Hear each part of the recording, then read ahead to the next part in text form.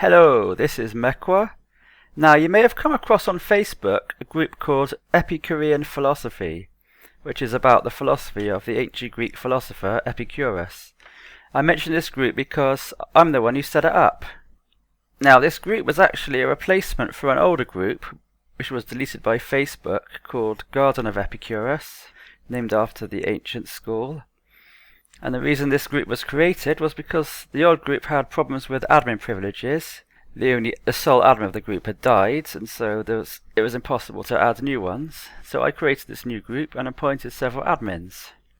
Although I'm the group creator, I'm no longer a member of this group. I left Epicurean philosophy, and I'd like to explain some of the reasons why, and also some of the behaviour I encountered from one of the admins of the group I appointed. His name being Hiram Crespo, or if you use the Spanish pronunciation, that would be Hiram Crespo. First of all, however, I'd like to explain the reasons for my leaving the group. The main reason was the dogmatism and cultishness of the members of the group. Now, personally, I like a lot of Epicurus. I think a lot of what he said was very wise, this ancient philosopher. However, a lot of it I disagree with, because I'm an independent thinker and I'm quite sceptically minded. I don't believe I have the truth. I don't believe I found the truth. And I think it's arrogant for people to presume that they found the answers. Unfortunately, many members of this group took dogmatism to a very unhealthy extreme. Let me give an example, if I may quote a member called Ilka. This is word for word what he said. Quote, "I think I might be as close to an Epicurean dogmatist that you're likely to meet. I believe that everything Epicurus said is absolutely and eternally true, unless you can show, by using the canon, that is, Epicurus's epistemology, that he was mistaken. And even then, I'd assume you're wrong until I could check for myself." And as a commenter on Atheist Nexus said when I quoted this to him, "That's pathetic, makes me very sad." And I can only agree with that sentiment, particularly as the aforementioned comment was made in a sarcastic tone, attacking the concept of independent thinking, which the same members also falsely claimed to be devoted to. Again, this was by an appointed admin, and another admin was very quick to click like on the post, unfortunately, which is at that point I decided to back out and leave the group. Following this, Hiram, and I'll use the English pronunciation from now on, posted on Atheist Nexus, which is a community largely for free thinkers, an announcement about a new book he'd written called Tending the Epicurean Garden. In it, Hiram described Epicureanism as, quote, "a cosmopolitan, contemporary, scientific wisdom tradition that is alive and changing." Now, my experiences are somewhat different, so I decided to reply to this post. You can read the complete reply, linked below. Here I will read some sections from it. Quote, "Epicureanism is a very rigid and dogmatic philosophy. Personally, I've become highly disillusioned with it. I've seen various modern proponents of Epicureanism hostile to modern science, rejecting established empirical theories such as the Big Bang, quantum mechanics, and the application of mathematics to science with dogmatic certainty, convinced that experts in these fields are deluded, despite admitting to knowing little about them themselves, while often claiming the speculations of the 2,300-year-old guru are not only superior, but absolutely and eternally true for all time. A very arrogant, ignorant, and anti-intellectual attitude. I've seen various modern proponents of Epicureanism hostile to Stoicism, rejecting out of hand the useful and scientifically vindicated psychological techniques from that rival tradition in a highly partisan way. I've seen most modern proponents of Epicureanism cling dogmatically to the belief in contra-causal free will, despite Epicurus' physical basics for it, atomic swerve theory, being scientifically debunked. Scientific determinism is erroneously conflated with fatalism and dogmatically rejected. This is directly contrary to modern scientific naturalism. I've seen proponents of Epicureanism claim that everything Epicurus said is absolutely and eternally true, unless it can be proven otherwise using Epicurus' own epistemology or logic. And then they'd assumed you were wrong. Despite rejecting the authority of modern science and modern scientists, and claiming to reject authority, They hang on every word of a 2,300-year-old guru. I say this as the person who actually set up the Epicurean philosophy group on Facebook, yet I later left the group I had set up in disgust at what I perceived as its cultish dogmatism. In my absence, members were using circumstantial ad hominems to explain my leave, claiming that my background in the Jehovah's Witnesses apparently left me mentally damaged, as I wasn't happy with their openly embracing dogma, doctrine and faith, implying that there is nothing wrong with the latter. Then they were denying having cultish tendencies. My perception is otherwise. Epicurus was just a fallible human being, not to be taken as any kind of authority, and I cannot respect the person who does take him as the kind of authority I described.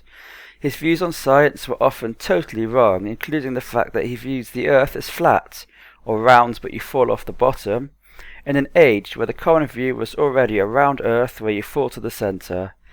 His views on free will were most likely totally wrong, and, rightly in my view, ridiculed even in his own day.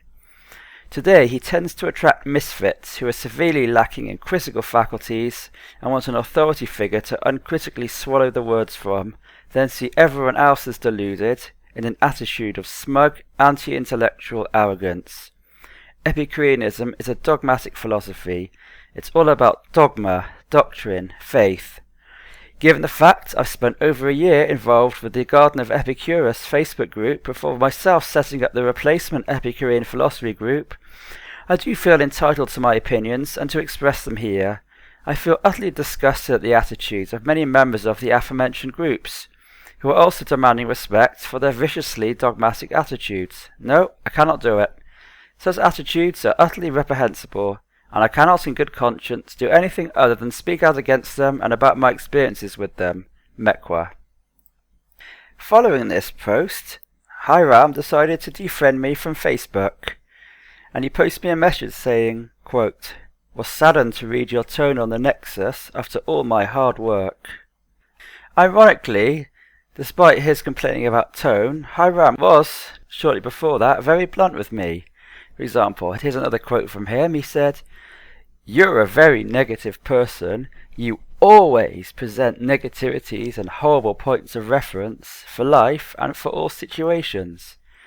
And he defended this bluntness and considerable lack of tact by saying that he values frank speech, which seems to me like a classic case of you can dish it out but can't take it. I also asked the commentator on Atheist Nexus, do you think Hiram was overreacting to defriend me based on that post? In which he said, yes, I think that's disgraceful because the post is purely scholarly in its content. It's not like you said his mama is so fat or something. It's true that Epicurus was human and just as fallible and stupid as the rest of us, even more so because we are privileged to live centuries later with more knowledge accumulated over the intervening years. And this commentator went on to say, you don't want to insulate yourself from other schools of thought. That only shows insecurity. That only protects fragile things. If his ideas can't compete in an open market with your sincere and legitimate criticisms, then what does that say about his ideas and his self-imposed isolation? That's what it boils down to, I suppose. End quote. Now, in Hiram's reply to my post, the very first thing he did was disclose some very private and confidential information about myself without my consent, publicly. Now, I confronted him about this on Facebook, telling him this is confidential and I'm having to flag it down to the admins on Atheist Nexus. His response? Nothing. The silent treatment. The admins eventually deleted his reply. Following this incident, Hiram's behaviour became increasingly catty. Another member of the group, called Brian, forwarded me a message which Hiram sent him behind my back about me, and this was what Hiram told him. Quote, when my book came out, he posted horrible things about Epicureans on Atheist Nexus, saying that we were sucking some dead guy's cock and other such infantile, rebellious bullshit. As you can see from the links, this is not a quote from me. This is a lie. This is him spitefully making stuff up out of a catty mean-spiritedness. Following this incident, the plot thickens. Hiram's book received a devastating review on Amazon.com. Now, civilized societies adopt the principle, innocent until proven guilty. Now, it seems Hiram is content to dispose of this idea, since he saw fit to blame me for posting this review without any evidence whatsoever. Now, first of all, if it was me, I will identify myself. And secondly, that's definitely not my writing style. That can be confirmed. As before, Hiram saw fit to accuse me of writing this review behind my back, stating this as fact to several others. Incidentally, the review went as follows. Save your money and read the much better works from classicists who know Epicurus in the original, by a reader. With self-publishing, the vanities of the vanity press is now accessible in the comfort of your own home. The author has founded a society of social media friends to spread his own modern synthesis of vague self-help, tantric Buddhism, and philosophy with secret religious beliefs. Save your money and read the much better works from classicists who know Epicurus in the original. End quote. And again, I did not write this piece. It has been falsely attributed to me through catty, mean girls style gossip. Browsing the page of this A Reader suggests an interest in various forms of Buddhism and Taoism. As myself and others have noted, this does fit the profile of one member who was banned from the Epicurean philosophy group, not myself. And finally, although I was the person to set up the Epicurean philosophy group, and to appoint Hiram and others to the position of admin, I heard that Hiram had angrily stated to other people behind my back again that I was not permitted to return to the group, effectively banning me from the group which I set up, banning the very person who appointed him. Does this seem like reasonable behaviour to you?